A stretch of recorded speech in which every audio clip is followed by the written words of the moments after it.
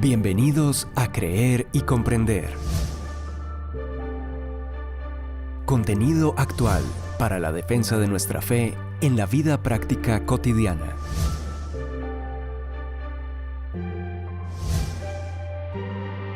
Un tiempo de aprendizaje junto al autor, conferencista y apologista Arturo Rojas. Iniciamos. Buen día a todos. Vamos hoy con el segundo de la serie de podcast a la que dimos inicio la semana pasada y que corresponden a sendos capítulos de mi último libro, El escándalo del cristianismo, que pueden ver en pantalla. Recordemos que esta serie lleva como título general Casas de oración o cuevas de ladrones, que se enmarcan, como ya lo establecimos, en el conocido pasaje de Mateo 21:13, que dice: escrito está, les dijo, mi casa será llamada casa de oración, pero ustedes la están convirtiendo en cueva de ladrones. Hoy vamos a ocuparnos de los ladrones de la gracia y de la fe, recordando antes que nada lo dicho por el apóstol Pablo en Efesios 2, 8 al 9. Porque por gracia ustedes han sido salvados mediante la fe. Esto no procede de ustedes, sino que es el regalo de Dios, no por obras, para que nadie se jacte. Este pasaje nos recuerda por qué en el lema de la Reforma Protestante se destaca la expresión sola gracia y sola fe como un rasgo distintivo de todas las iglesias evangélicas surgidas de ella en oposición al catolicismo romano. En este orden de ideas, los reformadores rompieron con la Iglesia de Roma porque consideraron que el catolicismo no honraba estas fundamentales doctrinas bíblicas como debería, ni sobre el papel ni en la práctica. Y si bien esta es, tal como algunos otros de los temas de los que se ocuparán los podcasts restantes de esta serie, una controversia al interior de la Iglesia, que no inquieta ni interesa a los habituales acusadores externos del cristianismo, sí se convierte en un motivo de escándalo cuando es la misma Iglesia, y particularmente la protestante evangélica, por razones obvias, la que termina traicionando su propia herencia al negar en la práctica estas doctrinas, sometiendo de nuevo a quienes se acercan a ella a los yugos opresivos y a las nociones engañosas de las que buscan librarse mediante el Evangelio, constituyendo así en la Iglesia una suerte de cueva de ladrones de la gracia y de la fe. Ya el apóstol Pablo denunció a estos ladrones diciendo de forma tajante: aquellos de entre ustedes que tratan de ser justificados por la ley han roto con Cristo, han caído de la gracia. Gálatas 5:4. Con base en esta oposición mutuamente excluyente entre la gracia y las obras de la ley, el protestantismo ha sostenido siempre que la salvación y el favor de Dios se obtienen por gracia, es decir, que son un regalo, un don divino inmerecido que debe aceptarse con humildad y profunda gratitud, renunciando al mismo tiempo al intento de alcanzarlo por nuestros propios y precarios esfuerzos o méritos humanos. Pero expliquémoslo con algo más de detalle. Los ladrones de la gracia en la Iglesia son, pues, los moralistas, que tratan de justificarse y obtener el favor de Dios por obras. Porque si lo miramos con atención, tenemos que coincidir con Timothy Keller cuando dijo con incuestionable contundencia que si existe un Dios, le debes todo literalmente. Si existe un Dios, le debes mucho más que una vida decente y moral. Los moralistas son entonces los que tratan de hacerse merecedores de lo que solo puede obtenerse y recibirse humildemente como un regalo. Porque entre la gracia y las obras existe una oposición tan drástica que llevó a Pablo a afirmar: y si es por gracia, ya no es por obras, porque en tal caso, la gracia ya no sería gracia. Romanos 11:6. La gracia siempre se encuentra amenazada en la Iglesia por el orgullo humano, que se resiste a aceptar como regalo algo por lo que considera engañosamente que puede ganárselo con sus propios esfuerzos y logros, al mejor estilo del general sirio Naamán, dispuesto a comprarle al profeta Eliseo la sanidad de su lepra al precio que fuera, pues acudió a él llevando 30,000 monedas de plata, 6,000 monedas de oro y 10 mudas de ropa. Segundo de Reyes 5:5. Enfureciéndose y sintiéndose ofendido por la sencilla y gratuita instrucción recibida del profeta para ser sanado de su lepra. Ve y zambúllete 7 veces en el río Jordán, así tu piel sanará y quedarás limpio. Segundo de Reyes 5:10. Finalmente, a regañadientes accedió y como resultado recibió su anhelada sanidad. Sin embargo, aún así, y motivado ya en este caso por la gratitud, Naamán volvió con todos sus acompañantes y presentándose ante el hombre de Dios le dijo: ahora reconozco que no hay Dios en todo el mundo sino solo en Israel. Le ruego a usted aceptar un regalo de su servidor. Pero Eliseo respondió: tan cierto como que vive el Señor a quien yo sirvo, que no voy a aceptar nada. Y por más que insistió Naamán, Eliseo no accedió. Segundo de Reyes 5:15-16. La firme negativa de Eliseo tenía como propósito dejar en claro que la gracia no puede comprarse. Algo que reviste la mayor importancia al punto de llevar a Pablo a declarar: no desecho la gracia de Dios. Si la justicia se obtuviera mediante la ley, Cristo habría muerto en vano. Gálatas 2:21. Desechar pues la gracia para optar por tratar de ganarnos el favor de Dios con nuestros esfuerzos equivale entonces a afirmar que Cristo murió en vano. Pero la gracia también es desechada en la iglesia por todos aquellos que se resisten a perdonar. Y una iglesia que no perdona es, sin lugar a duda, un motivo de escándalo para el mundo. Pues si los cristianos no perdonan, ¿quién más va entonces a hacerlo? La Biblia nos revela que la falta de perdón da lugar a una raíz amarga que termina corrompiéndolo y contaminándolo todo, y a la que el autor sagrado se refirió en estos términos: asegúrense de que nadie deje de alcanzar la gracia de Dios, de que ninguna raíz amarga brote y cause dificultades y corrompa a muchos. Hebreos 12:15. La amargura y el resentimiento de quienes se niegan a perdonar a quienes los han ofendido cierra el acceso a la gracia. No solo para el ofendido, sino para muchos de quienes lo rodean, que se ven también afectados negativamente por esta situación. Después de todo, el Señor dijo con claridad en el cierre del Padre Nuestro que si no perdonan a otros sus ofensas, tampoco su Padre les perdonará a ustedes las suyas. Mateo 6:15. Y en cuanto a la fe, que es el medio para acceder a la gracia, su importancia también es señalada en el Nuevo Testamento con estas palabras del apóstol. De hecho, en el Evangelio se revela la justicia que proviene de Dios, la cual es por fe de principio a fin. Romanos 1:17. Pero la fe también está siendo relegada dentro de la iglesia por aquellos que han devaluado el verbo creer y no lo entienden de la manera en que lo entendieron y consignaron los apóstoles en los escritos del Nuevo Testamento.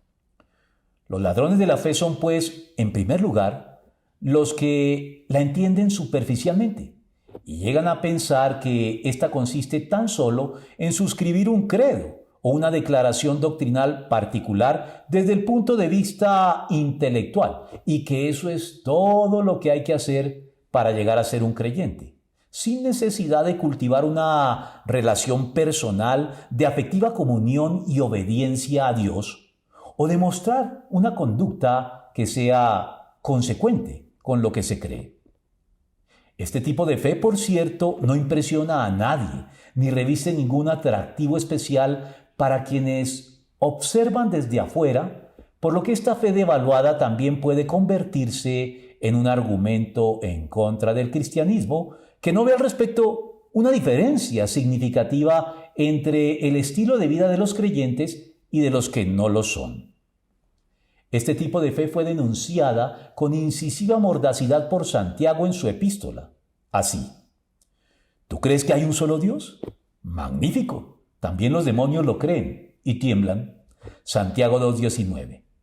En otras palabras, los demonios también tienen una fe de esta muy cuestionable clase, al afirmar y reconocer, a su pesar, la existencia de un único Dios y la naturaleza divina de Cristo en declaraciones de este tipo.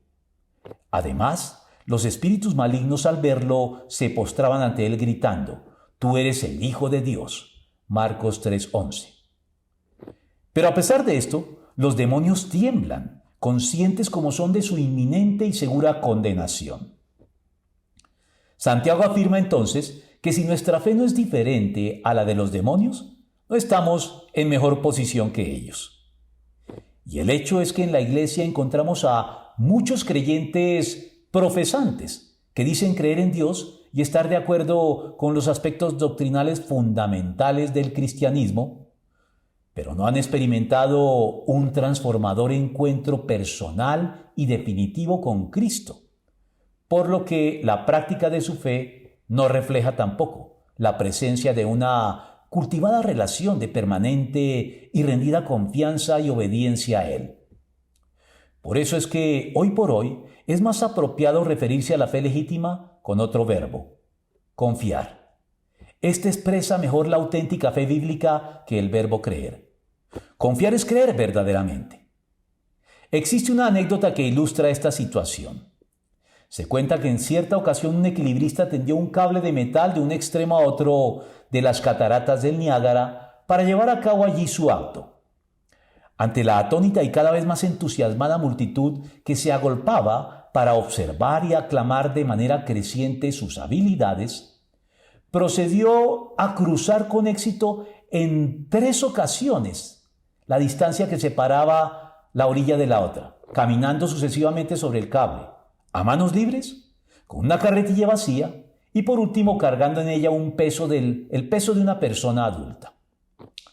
A estas alturas la muchedumbre se encontraba delirante y, aprovechando el momento, el hombre formuló la siguiente pregunta a su público: ¿cuántos de ustedes creen que puedo llevar a salvo a una persona adulta acomodada sobre la carretilla de un lado a otro de las cataratas? Como era de esperarse en estas circunstancias, la mayoría de las personas presentes alzaron su mano en señal de que creían que podía hacerlo. Pero cuando, acto seguido, el equilibrista señaló repentinamente a uno de los que tenía la mano levantada y le dijo: «¿Entonces qué espera? Súbase, por favor». Todas las manos que se encontraban en alto cayeron súbitamente. He aquí la diferencia entre el que tan solo cree y el que verdaderamente cree y confía. Este último se compromete y apuesta a ello su vida, mientras que el primero se mantiene al margen, sin asumir ningún riesgo.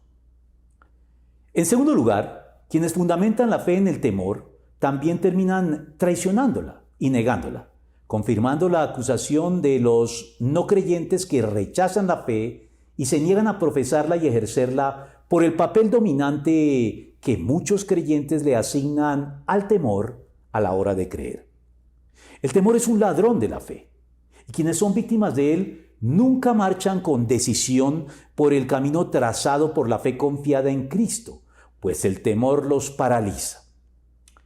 El contraste entre la auténtica fe confiada y la fe permanentemente temerosa lo expresa así Philip Gulley: el temor es capaz de mantenernos despiertos toda la noche, pero la fe es una magnífica almohada. Valga decir que en la Biblia se distingue entre el temor de Dios, que es el principio de la sabiduría, y los temores serviles, compulsivos e irracionales que paralizan y dominan todavía la vida de muchos creyentes. Lo cual no significa tampoco volvernos temerarios, pues el instinto de conservación también viene acompañado de forma natural por temores sanos, ni mucho menos poner a prueba a Dios de manera imprudente. Pero hechas estas salvedades, el temor es inversamente proporcional a la fe al destruir y atacar la confianza que Dios nos merece y puede llegar a convertirse en una patología de tipo psicológico y espiritual. En tercer lugar, hay creyentes que idolatran la fe, pues hay iglesias en las que se habla mucho de la fe, pero poco o nada de Dios. La fe parece más importante que Dios. Sería de esperar que cuando en la iglesia se habla de la fe, en la misma proporción se hablara también de Dios. Pero no siempre sucede así. Por eso no deja de ser inquietante el renovado interés que hoy se está concediendo a la fe en numerosas iglesias. Y es inquietante porque preocupa ver cómo esta labor de recuperación de la fe no hace referencia necesariamente a la fe en Dios, sino a la fe a secas.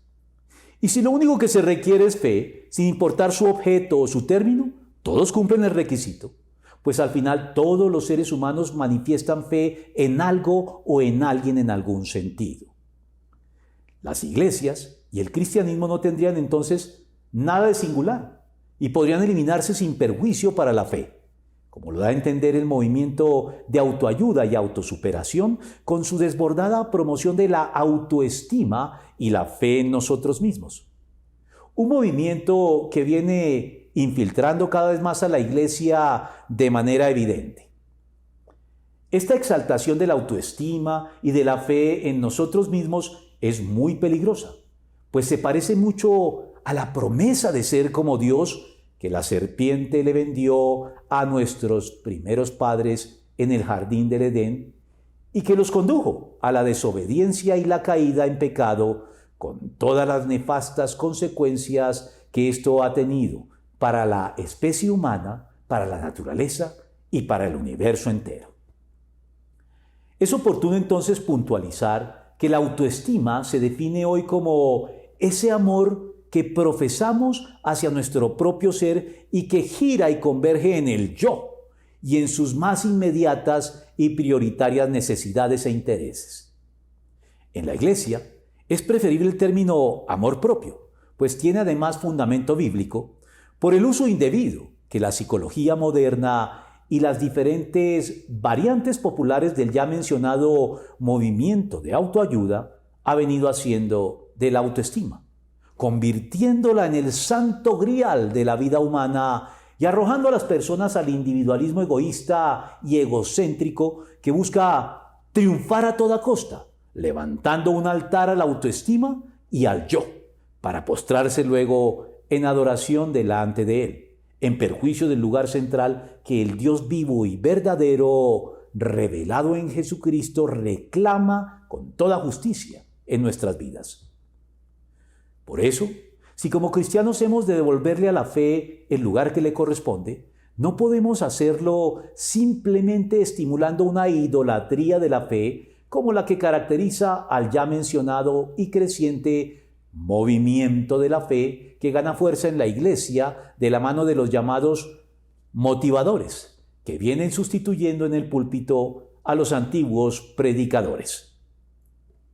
Definitivamente, en el cristianismo la fe no es algo desarticulado, ambiguo y sin dirección, sino que por el contrario, tiene un término y un contenido claramente definido, como lo indicó el Señor Jesucristo.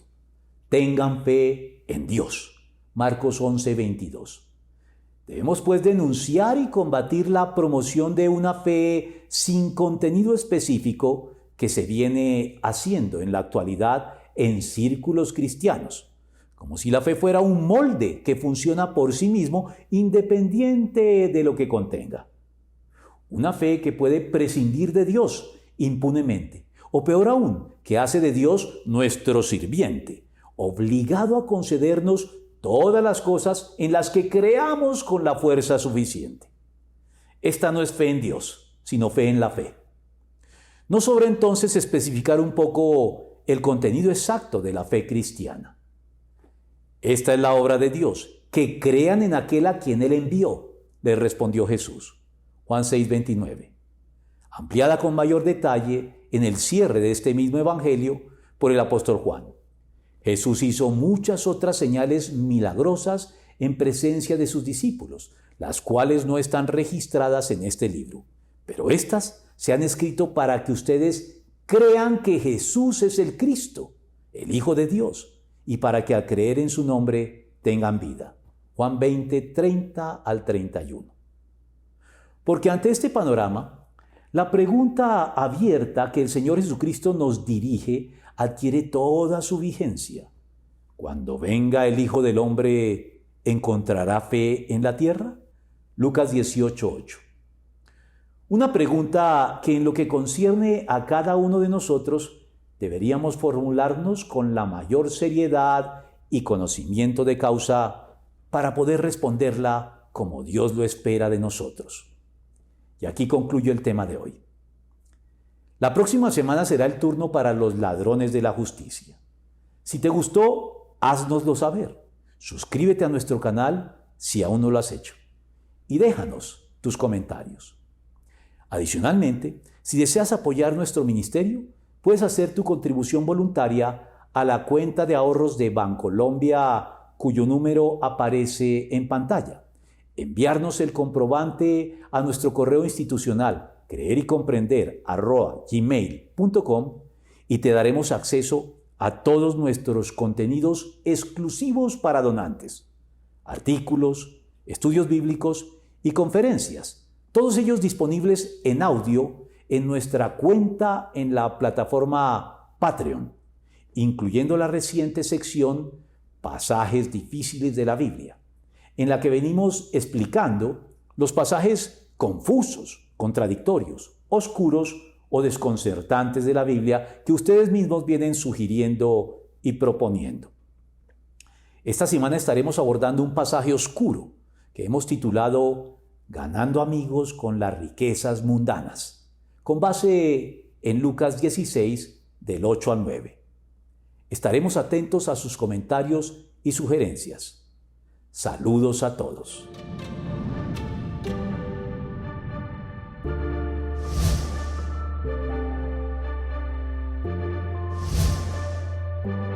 Confiamos en que este tiempo de aprendizaje te haya sido de provecho. Te invitamos a compartirlo, suscribirte y seguirnos en nuestros canales digitales de Creer y Comprender. Hasta nuestro próximo podcast.